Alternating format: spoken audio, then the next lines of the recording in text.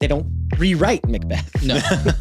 It's still Macbeth. Yeah. So then they turn it around and make race the most important thing about the character. Well, it's a reversal of the value that we had, the anti-racist value that we grew up with, which was, classified as colorblindness. So you're going to take all these favorite classics from the past and you're going to fix what's problematic about it. Diversity is good and it is real, and there's, real value in having diversity as it naturally occurs. But, the fact of the matter is there weren't Black Vikings. They didn't exist.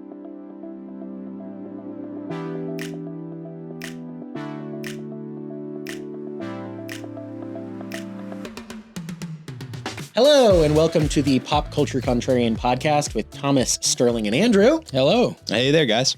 Today, our topic is adaptations, blasphemy or praise? How do we feel about adaptations? There's been a noticeable uptick in Hollywood's, long-standing history of remaking existing movies, books, whatever, to make their new movie. They've always done that, but recently it seems like every other movie, or two for every one other movie is a remake or an adaptation of something. And it leads me to the question of, why are fans still trusting Hollywood with these adaptations? Right. Especially in light of all the kinds of things that have been putting out lately. Right. I don't have faith from the franchises that matter to me that any franchise I don't care about is going to be done well. Right. Well, maybe we should start with, what's the purpose of an adaptation or a remake? Yeah, right. Good point. Yeah, I think you had a good line on this earlier, Thomas, about what the point of an adaptation. Well, in growing up for me, the adaptation that we were always looking forward to was the development of technology within film, so that stories, especially I was a sci-fi junkie, and so I was always longing to see the special effects get more realistic and better. And so the thought of an adaptation from a beloved film that was older, but just didn't, that the special effects just didn't cut it. The idea that, they're going to do new with the new technology and it's going to be so much more realistic looking and that much more exciting. And so generally it was, the adaptation was because the medium has gotten better as far as technology. Yeah. Right. Yeah. So it's not about the story itself, but it's how the story is presented. Yeah. Right. It's just visually speaking. that was cheesy because we could see the special effect. Let's remake that. Yeah. I saw the wire on that ship. Right. Yeah. Right. So it's like, how can we make it more, how can we make it pay better homage to the original intention of the story or the storyteller? I also think there's validity to, movies as we know them have emerged out of the theater tradition. And in theater, of course, naturally, as you get new generations of actors, you're going to remake Macbeth, and because the new actors want to have a swing at it. And new interesting sets, new interesting... Right. But they don't, as you said the other day, they don't rewrite Macbeth. No. It's still Macbeth. Yeah. I mean, in the sense of having different actors act the story, they're going to bring their own take to that. Yeah. But hopefully they stick to the story. Yeah. Right. And it seems like currently in Hollywood, they can't possibly just remake something without rewriting the story. That's how it seems to me. I think what's happened, and we mentioned this often, but they've embraced this kind of attitude of, you have to have a specific cultural value system or framework through which all the stories are now going to be presented to us, because that's the acceptable kind of framework to see the world through and all these stories through. And unfortunately, that tends to ruin stories, or it forces certain elements into a story that may not even make the story believable, like Black Vikings or something like that. Well, speaking of that, so we've got all these examples of all these adaptations Hollywood's making. Right now, in the 2010s, we had what I think is actually one of the better movie trilogies we've seen, the How to Train Your Dragon animated movie franchise. Great soundtrack, great movies, very touching. I'm not ashamed to admit, first time I watched the third one, I did cry a little bit. It's sad How old were you? Bittersweet. It was 2019. Don't make me do math. 25? Yeah. Hey, man, he had to give up his dragon. I know. That's tough. But they're remaking that live action, which, like, okay, I can see how that might be fun. I can get behind that. But then I looked at the casting announcements, and they've cast a black girl to play the blonde girl main character from the animated version, which... Well, she was blonde and a Viking, and now she's black. So that's a little strange. And then another one of the Vikings has been cast by a very talented actor. He's in Deadpool 2 and Hunt for the Wilder People. But he's Maori. He's from New Zealand. Like, that's literally the other side of the planet from where the Vikings lived. That's as far as you can get away from Viking land. Yeah, so the question is, how does making a decision like that as a director pay homage to the story, and how does that improve the story? And are you doing it for the sake of the story, or are you doing it for the sake of something else? Right. Are you just casting that way because you operate on the maxim that diversity is our strength and you don't ever give it more thought than that? Yeah. Because that's what it seems like. Well, they'll make the argument that it makes it more accessible to people of different ethnicities. That's kind of the idea behind it. I disagree with that, but that's the argument they'll make. Yeah, that probably is. But, the fact of the matter is there weren't black Vikings. They didn't exist. Well, I think also to further that point, an interesting example is some of the statements from Kenya Barris and the adaptations that he's interested in making. Allegedly, he has... It sounds like he's making them, at least for now. Sometimes projects get canceled. You're right. He has scripts and screenplays written up, and I guess he's planning to make them, and that's It's a Wonderful Life and The Wizard of Oz, which are two timeless classics. I mean, The Wizard of Oz, I think both of those qualify as like two of the greatest movies ever made. Right, precisely. And one thing he mentioned when talking about it was that, I'll use the example of The Wizard of Oz, saying it's the hero's journey, and so he's just going to retell the hero's journey from another perspective, because at the end of the day, the hero's journey is about a certain thing. And it sounds like he's saying he wants to remake it modern day as well. Yes. Which is okay. Right. So, but he mentions that the Wizard of Oz, it was written for a certain people and a certain time. Yeah, it was written for L. Frank Baum's daughter, actually. That's who he wrote it for, I think. Yeah. It was his kid. It may have been the book. The book. Right. Yeah. But, I mean, it was written in the 1930s. During the Great Depression, and it had so many elements of what people were going through at that time, and it, in a lot of ways, kind of is incubated by that time and almost like encapsulated by that period of time. Yeah. So it seems to me difficult to extract that and then make it something else, because you're not really paying homage to it. In my opinion, it seems to me like you're just creating something else. Right. And especially because Wizard of Oz is so much, like, we say sometimes derogatorily that a movie is dated. The Wizard of Oz is dated, but I don't think that's a bad thing. Like, it's meant to be specifically at that cusp of, one, it was the Dust Bowl in the Great Plains, but two, it was right at that cusp of the transition from black and white movies to color movies. And that actually happened for the first time ever in the movie The Wizard of Oz. In Kansas, it's black and white. Then she gets to Oz, and it's in Technicolor. And so, like, if you remake it in a different time period, how are you going to capture that aspect of it? Like, you almost have to remove that, which is a big part of the movie. Well, yeah, it's a historic piece that is a part of history. So it's a historic touchstone, you could say, to that era. And it's one of those, there's a few of these movies where I would argue you really can't remake them. Yeah. And I would say The Wizard of Oz is one. It's a Wonderful Life is another one. So he's going on he's venturing to do something that I think, honestly, it will, compared to the originals, they'll be lesser just because you can't beat those. I don't know if they'll technically be failures, but they're never going to better. Yeah, they're not going to be, the remakes will never fall in the top 100 movies of all time, which I think Wizard of Oz and Wonderful Life and both do. You know what's kind of ironic is he's trying to say these stories are so iconic that we need to remake them so that people can identify with them. It's like, wait a second, can people no longer identify with him? So are they not iconic anymore? I mean, I was born, almost a century after the main character in It's a Wonderful Life, and I've had no trouble identifying with him. It's because the nature of humanity doesn't change. And so when you have a good story, it's going to be applicable. Now you have some of the details of the technology and dress and things like that, and even some of the language we use changes, but the nature of humanity doesn't. And so people can all identify with elements in that story. And that's why it's still such a popular story, and it's a historical touchstone. People think Christmas time, and it doesn't matter that when I mean historical touchstone, they're not necessarily saying, 1940s. Mm-hmm.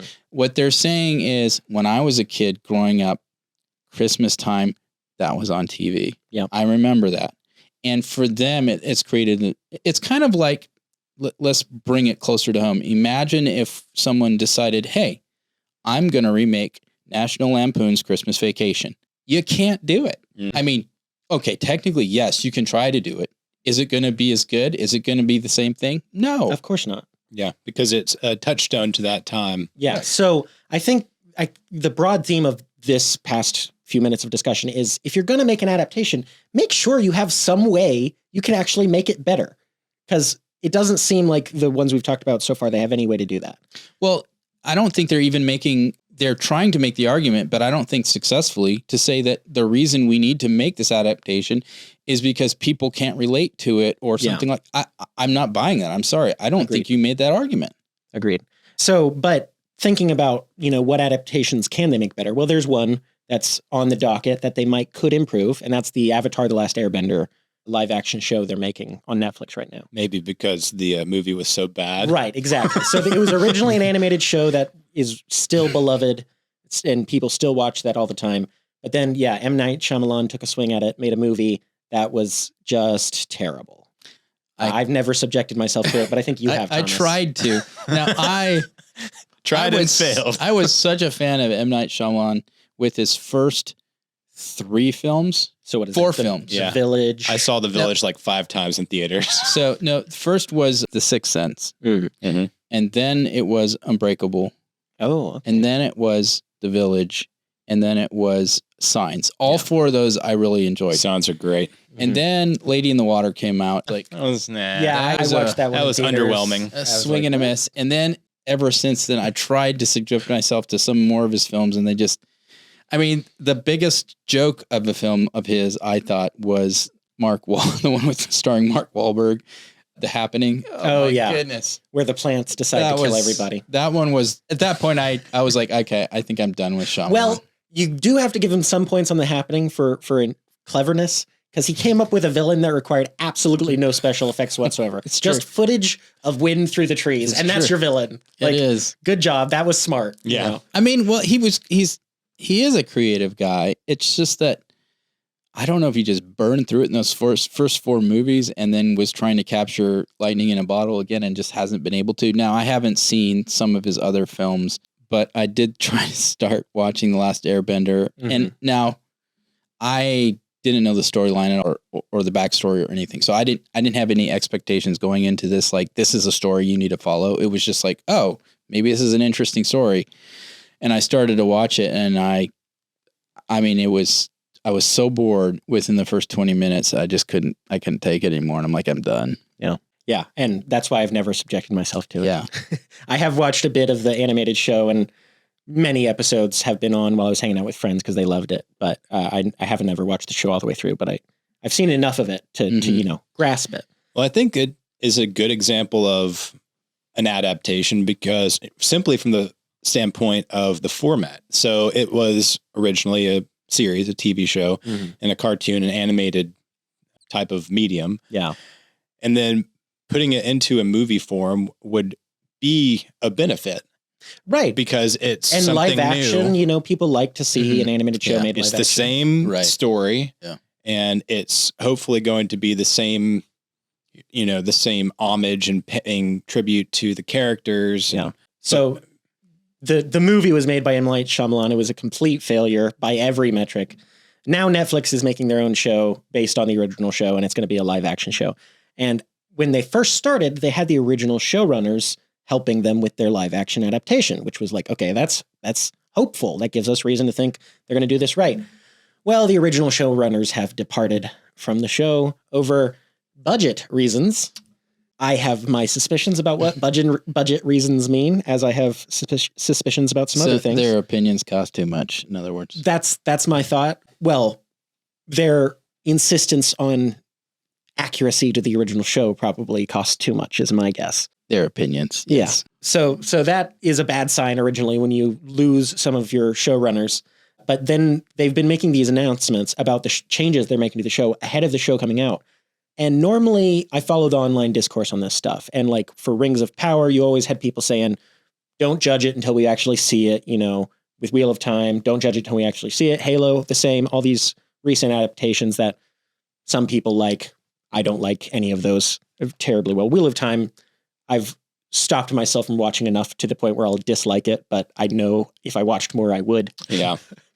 But what I'm seeing with the Avatar response from the fans, the true fans, which I don't count myself as one, is they're like, these changes they're announcing are just making us more and more haters of the show. Why are you telling us this stuff? Stop telling us this stuff, which is unusual because normally you have the dedicated group saying, just wait until it comes out. And I'm not seeing that with this, which indicates to me that the faith has been broken. Yeah. Do you think to that point, people have gotten used to this steady stream of adaptations that have continuously disappointed or even offended fans? I think that's very much the case. And so at this point, there's no goodwill left. People are just like, you burned it. Yeah. So we'll see how that show turns out. But I'm thinking with the mood of the fans, it probably won't be a smash hit, which it could have been. Most likely, all they had to do is hang on to the original showrunners. But there's another adaptation that just happened recently that has been quite successful, the Percy Jackson adaptation on Disney Plus, where they have the actual author, Rick Riordan, who's been helping them help make the show.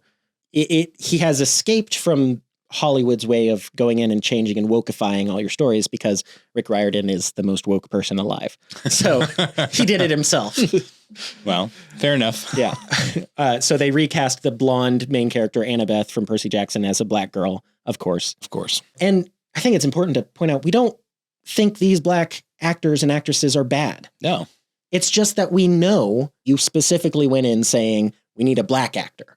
And that's what you're looking for. So that maybe they're the best of the black actors, but you're already eliminating everybody else. And that's our objection, I think. Well, yeah, maybe another way to put it is, if it was not for that criteria being put forth, who would actually win? And then if the black actor wins, that's great because they're the best one. Right.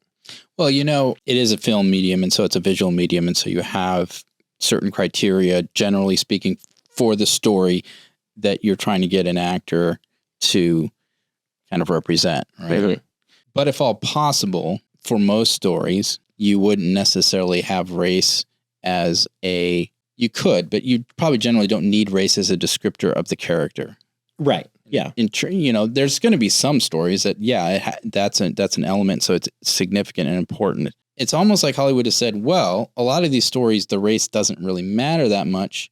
So we're going to impose our own values that says we need diversity, and we can get away with it because it generally doesn't matter within the stories. Like it's kind of flipping the original script. Like, so their original point for why we're allowed to cast whoever we want for this part is, well, race doesn't matter to the character. Yeah. So then they turn it around and make race the most important thing about the character. Right. So it's like, you're missing the point.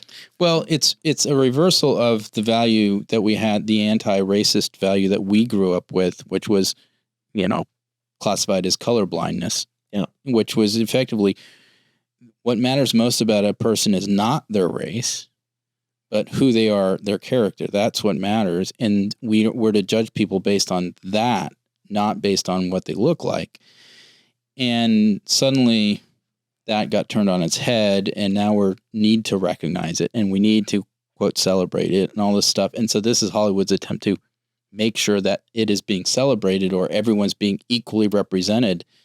And so at any and every opportunity, they seem to be just leaning into this and saying, well, we need to make sure we have so many of this race or so many of this sexual orientation or whatever. And they just just keep force feeding it. Well, that's the other frustrating thing is they make every show, every setting in every commercial, every anything they can get their hands on look like the most diverse university campus in New York City. And most of the world doesn't look like that. Yeah. In the majority of the world, 95% of the people are going to look like each other. That's just the way the world works. And another example of this is another remake on Amazon right now is Mr. and Mrs. Smith, which is a spy versus spy show. I'm sure it's fun. I'll probably watch it. Yeah. It's based on, I don't know if there's something before this, but there was a 2005-ish movie with Brad Pitt and Angelina Jolie as Mr. and Mrs. Smith, 2 white people. Yeah. Now Mr. and Mrs. Smith are a black man and an Asian woman. It's Glover, isn't it? Yeah, it's Donald Glover. What is her name? Which I really like him. And Maya Erskine, who's been quite successful in lots of stuff recently as well. It's nothing against these actors. It's just, it's unrealistic that every relationship in any Hollywood production these days is a cross-race relationship. Yeah, it's like screen representation of affirmative action. Yeah. Like it would bother me less if Mr. and Mrs. Smith were both black people or both Asian people. But having one black and one Asian, it's like, okay, this was cast because you needed to meet a diversity requirement. And I think it's the forcing of it to such a degree. I mean, it's fine as far as if the stories need to be written that way or something. I think what we're noticing it more is not in news stories that are being written that way, but the adaptations and the remakes. The things that we're seeing being done is this intentional injection of this kind of woke ideology as far as race goes into the cast. And it's tiresome because you're just like, well, you're not really making it better. Your technology isn't making, the special effects or all this other stuff. That's not the reason you're remaking it. Your motive seems to be purely and solely, I mean, I'm being ungracious here, but basically a money-making effort, and you're leaning into an intentional effort to try to push a certain value system on the culture that's this kind of woke value system. And you're going to take all these favorite classics from the past and you're going to fix what's problematic about it and then make money off of it by feeding it back to people, or the new younger generation is going to probably more likely be more familiar with the remakes than the originals because that's how it tends to always go. Right. That is how it tends to go. And so this is what you end up with. I think they would do such a better job of authentically representing this kind of diversity through making new stuff. Yeah. And real stuff, because diversity is good and it is real. And there's, real value in having diversity as it naturally occurs. Right about that. Yeah. Right. Just to the diversity point, I do think it's a fallacy to say diversity for diversity's sake. Agreed. Well, not for its sake. I'm not saying that's what you're saying, but there's an assumption that diversity is always good. And it depends on the context. Generally speaking, when we live in a culture that's really, since our nation's founding, has always been racially diverse. Certainly by the standards of its peers. Right. Culturally speaking, you can't actually have diverse cultures if you don't have non-diverse culture. You know what I'm saying? You have to have some kind of conformity and a value system that's unique to a certain group of people. You can't have everybody have their own little culture. If the English are just the same as the French, you can't have diversity between them. I mean, just look at languages of the world, right? That just like you're saying, English and French, it's 2 different languages, and they have the way they communicate to each other is in different words and different terms. And I mean, all these things now, it doesn't mean that they're not human and they all have value because of that. And they have cultural things that they'll be able to share, but they have cultural distinctions. And that's what makes it interesting. Part of the reason why we like the variety in foods that we get to enjoy in this culture is because we have people from different parts of the world that came and brought their foods with them. And we get to go eat at a Chinese restaurant, or we get to go eat at an Italian restaurant. Right. Yeah. If diversity had been pushed, starting in 1750, then you wouldn't have that option, because a Chinese and a Mexican restaurant would be the same, right? At least in the States it would be. But moving on to a question that I think we had, how has the conversation on movie adaptations, movie remakes changed so much seemingly in the past 20 years? How so? What do you mean? So like 20 years ago, the big example is the Lord of the Rings trilogy had just come out. And the conversation surrounding that wasn't, oh, why'd they cast Viggo Mortensen as Aragorn instead of, Will Smith? It was, why did they leave Tom Bombadil out? Like, why didn't they stay more true to the books? And the answer was usually, well, Tom Bombadil doesn't really advance the plot. It's kind of this whole sideshow that you just don't have room for in a theatrical motion picture. And that just makes sense. Like, that's just, that's the way movies work. And so some changes are always going to be necessary if you're going from book to movie. But you don't have to change actors' races. Like, there's no reason to do that. Well, to that point too, adaptations especially from literature to film has been going on since films existed, right? Yeah. And probably since films existed, there's been critics of that adaptation because you have an original source and you're moving from one medium to another. And so there's going to be people that are critical of how the story is told in the film version versus the literary one. Now, that's why Hollywood has often had that little message that says, artistic liberties taken, right? We've gotten used to this with Hollywood. It's always existed. And it's a kind of a defense or an explanation why, yes, this is not going to be exactly like the book you read. Yeah. Okay. And that's fine. So but there's always been a debate. And in the past, the director or the filmmaker has had to varying different degrees, has had to explain themselves. And I'm sure at times it's not fun. And there's maybe people have reasonable objections to how they portrayed the story. And then others who are going to be unreasonable. But it's almost like now they're saying you shouldn't even object. Well, right, because that's the discussion now. Oh, you noticed that Annabeth is blonde in the books and she's black in the show. That makes you racist. It's like, no. Except that just means I noticed. Except you're supposed to notice because we're supposed to not. Right. You're supposed to notice and approve. Right. If you notice and don't approve, then you're racist. Yeah. Yeah. But going back to Percy Jackson, since I just mentioned it, that is another example where they've made a movie already. Right. And the movie was not tremendously well received. It did well enough to get a sequel, but neither one is very accurate to the books at all. The new show on Disney Plus, incredibly accurate to the books. Some fans complain about little tiny details being left out, but it's nothing even on the scale of a Tom Bombadil. It's lesser even than that. So there's no change of the story. The story, as far as I followed it, was extremely, extremely close to the book. And you said that they had hired him to be an advisor for it. Right. Okay. He's working on the show, and they've just announced season 2 is coming. Okay. I expect that one to be highly close to the book as well. Yeah. Okay.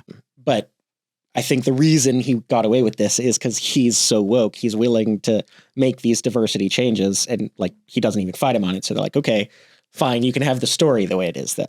That's my guess. Yeah, makes sense. The other thing is in that show, in Percy Jackson, it's set in a fictional world where the Greek gods live in America today. And it's the Greek gods. Tell me, when you think about Greek gods, is there one god that springs to mind? Zeus, maybe. Zeus, maybe, yeah. And how is Zeus usually depicted? Big old white guy. A big old white guy with a big fluffy white beard, right? Mm-hmm. He's basically same image we use, in media for God the Father in Christianity. You use kind of the same image for Zeus and God the Father. Or like Santa Claus. Or Santa Claus, right. Well, in this one, Zeus is played by a great actor. I'm a big fan of this actor, but it's a bald black guy. And it's like, that's not what Zeus looks like. Yeah. For one thing, he's got to at least have the beard for crying out loud, but no, it's. I will say, slight tangent here. One time where I think the traditional depiction of God wasn't used, a black man was used for God, was Bruce Almighty. Oh, yeah. With Morgan Freeman. Yeah. And it was awesome. And no one minded that, I think it was amazing. But here's the main difference. Bruce Almighty was his own story. It was an originally, Yeah. And it was, It had no forbearance in anything that came before it. It's like, this is not trying to be it wasn't an adaptation. It wasn't it had never been made before. So it was great. Right. And in Christianity, it was settled a long time ago that God is not embodied in that sense. So anytime you have a human actor depicting him, it's obviously going to be inaccurate. So you can have anybody pretty much. Plus, Jesus was brown in reality. Right. Yeah. So yeah, some of those things are just ridiculous. Kind of just running through the list of all the examples we had. The Witcher show Witcher season 4 is coming out soon, and this is the one where they've recast the main characters. The main character for the first 3 seasons was Henry Cavill. He's a huge fan of the Witcher games and books. He loves them. He loves to be as accurate as possible. And now he's stepping away from the show. I wonder why. Why that is creative differences. But from the past, we had interviews with him where he'd be like, yeah, I'd annoy them on set by saying, no, actually, that's not the way that would be. It would, and this detail's wrong. And it would just annoy the crap out of them. So I think, again, we have another example of an actor who cares about the stuff leaving the show because the people running the show don't want to be accurate to the book and the source material. So is he leaving of his own free will, or is this kind of who can say? They make him sign NDAs and stuff, and no one competes. So who's the new Witcher? The new Witcher is Liam Hemsworth, who is Chris Hemsworth, who plays Thor's younger brother. I think younger. He's his brother anyhow. Yeah. Okay. And he's not a bad pick to play Geralt the Witcher, but after 3 seasons of Henry Cavill, he's going to look wrong. Yeah. But the good news is Henry Cavill, after walking away from The Witcher, got handed the Warhammer 40K universe to make a show for Amazon. I'm not sure if he's directing or if he's show running. I don't know exactly what his title is on this. I don't know of anything he's directed so far. Okay. But the Warhammer 40K it's originally a tabletop game that Henry Cavill's a big fan of. There's interviews where you see him nerd out about it and stuff. So if there's any hope for any future adaptations, maybe there's some hope for the Warhammer 40K adaptation. I don't think you can make Warhammer 40K too woke, because the whole point of it is that it's space fascism. Yeah. So I don't know there's much you can do about that. Yeah. Good luck. Just tell the story how it is. Yeah. Yeah. So we've kind of hit on Hollywood's adaptation history being, negative, the negative aspect of it. But are there positive examples that we can look at of Hollywood doing adaptations or remakes that are better than the original? Yeah, probably Ben-Hur. That's a good example. Yeah. Not the 2016 version. No. So the 1959 one with Charlton Heston, that one is actually a remake of a silent film from the 20s. And the 1959 version won 11 Oscars. So it might be kind of good. And the chariot race scene is, in my opinion, still one of the greatest action sequences ever put to film. Somebody died. Yeah, someone died. Yeah. Yeah. Well, suffer for your art. I guess back in the day, for sure. Yeah. One that comes to my mind is the remake of Dune. The 1984 version, which I remember fondly because I've watched the first half. That's your era. Yeah, well, it was just like you were a kid. Yeah, I was a kid, and I loved the story, and I loved that they tried to do it. I still to this day love the soundtrack that. And I only watched the first half of it recently, but I did, and I thought it was following the books quite closely. It's still a product of the 80s, and the graphics are so bad that I ended up turning it off. But, that's the whole point. That's what an adaptation should be for, where you have the computer technology to do it better. Right. Because now, with Dune and the second part that's coming out in March, which I expect will be as good as the first part. Yeah. Yeah. It's miles above that one. Oh, it's not even close. Yeah. But he's faithful to the script, to the book, and in a way that you can appreciate. You can say, yeah, this is exactly why that if the filmmakers back in 1984 had the technology that filmmakers do today, that movie would have been, who knows what that movie would have looked like. Yeah. They just didn't. They worked with what they had to work with. Yeah. Put that strangely, but. And I think Dune is a good example. It's a good example of something else too. It's a little bit of a tangent, but about a decade ago when the Twilight franchise was finishing up and Harry Potter was finishing up, the concept of doing a movie in 2 parts was kind of first introduced, where you'd have Harry Potter 7 Part 1, Harry Potter 7 Part 2, and same with Twilight.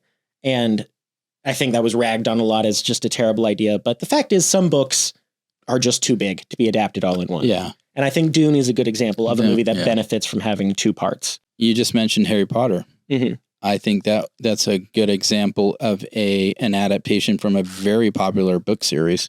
And in fact, they started doing adaptations before the books were finished. Right. So that's become more commonplace now, but was that kind of a first? I don't think it could have been a first. Or what do you mean by first? In other words, the books were so popular at the moment and the series wasn't completed, and yet Hollywood saw that and jumped on it and started making. I think the first movie came out it came out in 2001. So the third book before book 5, I think. Yeah. Okay. So 4 books had. So it was. It might be a first. Yeah. It might be a first with Hollywood. I know, going kind of far afield here, but anime and manga has done that for a long time, where the manga will start and then the anime will start before the manga's finished. But that's Japan, not Hollywood. Yeah.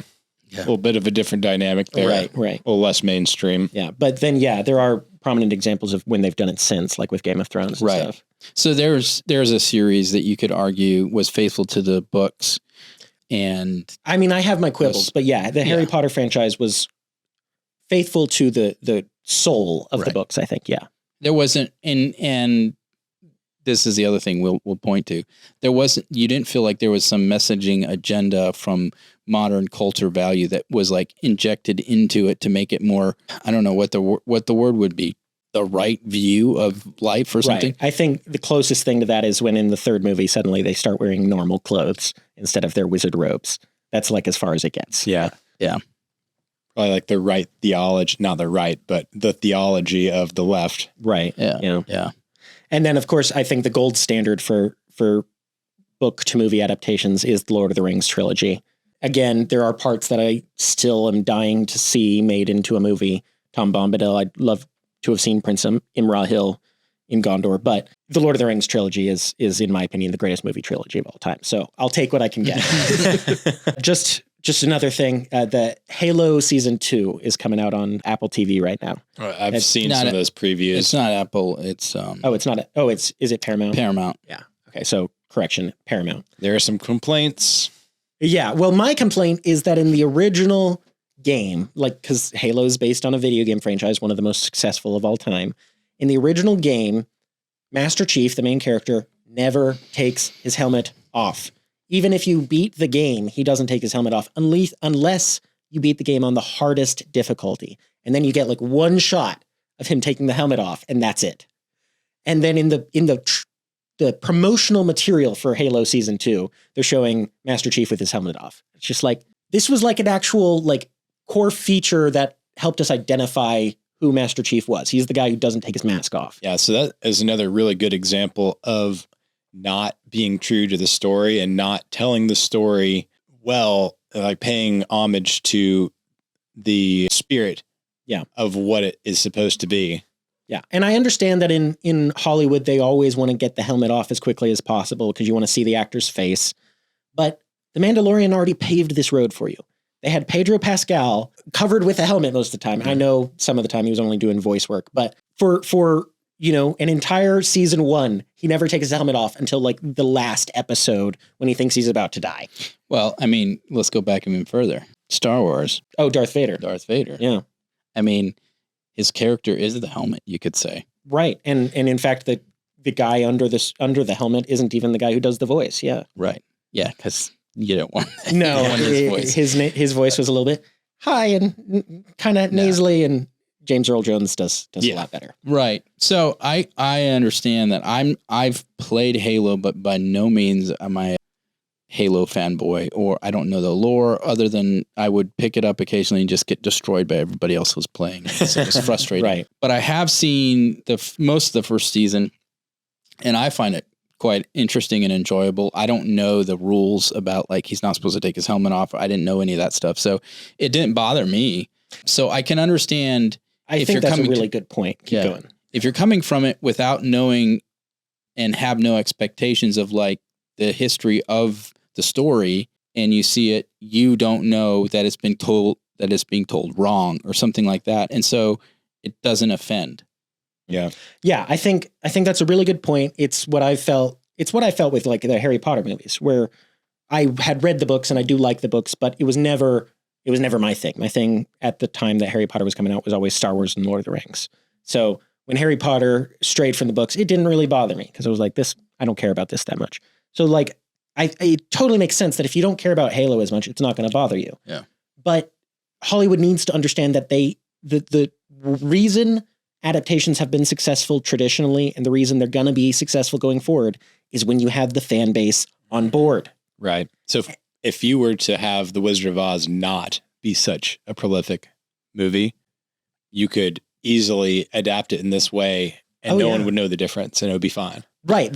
I would almost say Hollywood should avoid any franchise that has a still living dedicated fan base. That's because like Dune is quite popular, but there's not Dune heads. You don't have Dune conventions the way you have Star Trek or Star Wars conventions. True. So it's a little bit safer because you're going to make changes, but you're not going to have the people who are diehards who are going to quibble about it. Now, it just popped in my head, going back to The Wizard of Oz. If I'm right, in the 80s, either late 80s or early 90s, I want to say late 80s, they didn't remake Wizard of Oz, but they did a movie or a series of shows around the Wizard of Oz. The Return to Oz in 1995. Yeah.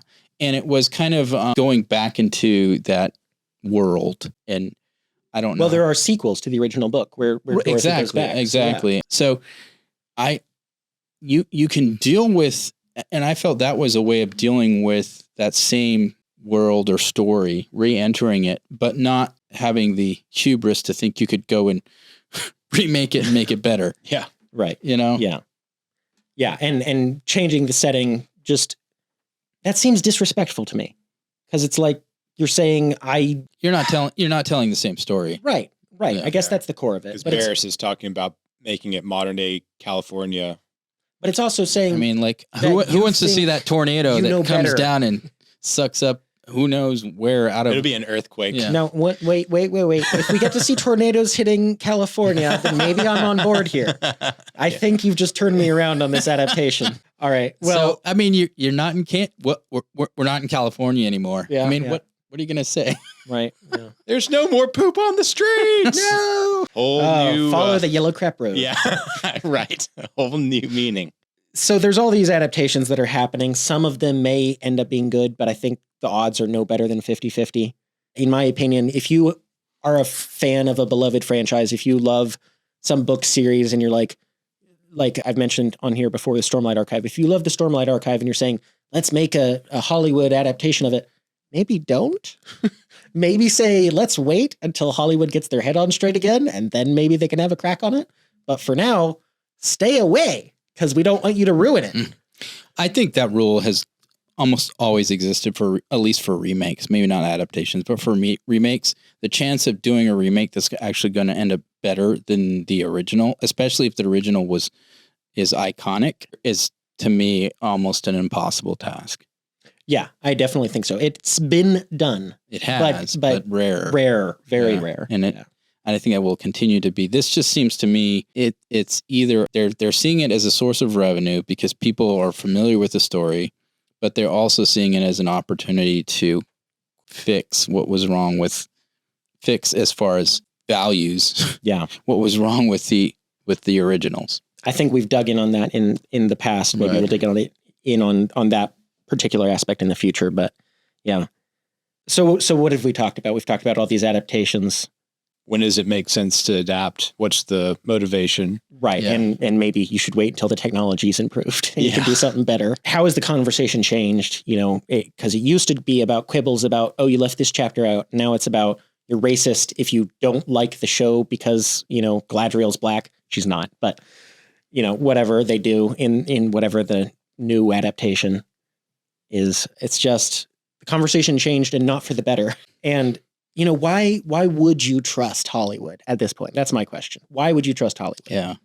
Could you imagine, this has popped in my head, if they redid Roots, but with white people? Oh my gosh. Oh, no. I mean, it's just like, it's almost as offensive in the stuff that they'll do with using, you know, other ethnically, racially diverse actors for roles that don't make sense according to what the person was originally supposed to be.